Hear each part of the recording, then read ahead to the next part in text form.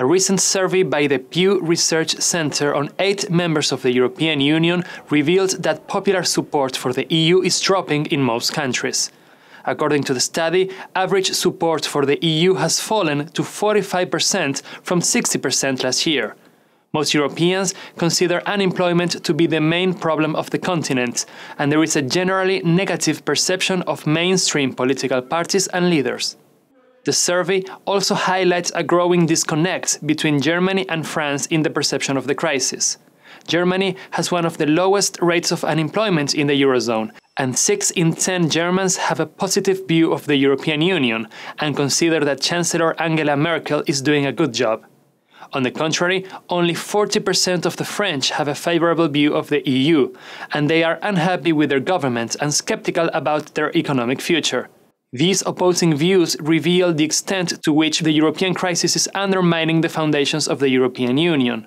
The process of European integration basically relies on 2 pillars. The first is the alliance between Germany and France, the 2 largest economies of Europe that clashed in 2 world wars in the first half of the 20th century. Paris and Berlin are committed to preserving their alliance, but as the economic crisis is beginning to hit France, the French are feeling increasingly uncomfortable with their role in the European Union. The second pillar of the European integration process is a promise of prosperity. The European communities were created 6 decades ago with a promise that economic development would suppress nationalism and create a unified Europe. The EU managed to honor this promise for most of its existence, but the crisis is currently putting it into question. As the Pew survey reveals, most Europeans think that their children will be worse off economically than their parents when they grow up.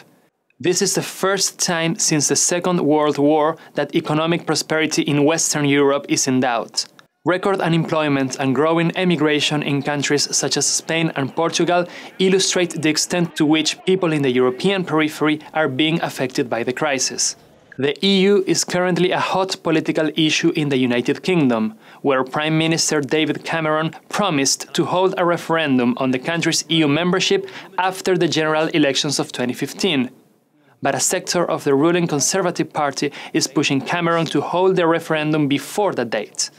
Even if Cameron manages to calm down those parliamentarians, the prospect of a renegotiation of the European treaties could open the door for other countries to demand concessions, thus adding more uncertainty in the EU.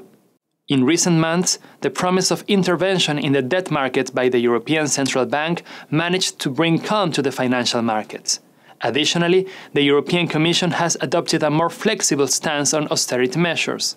However, the situation on the ground keeps deteriorating for a growing number of Europeans. As the economic situation worsens, so does popular support for the European Union and the political elites that built it.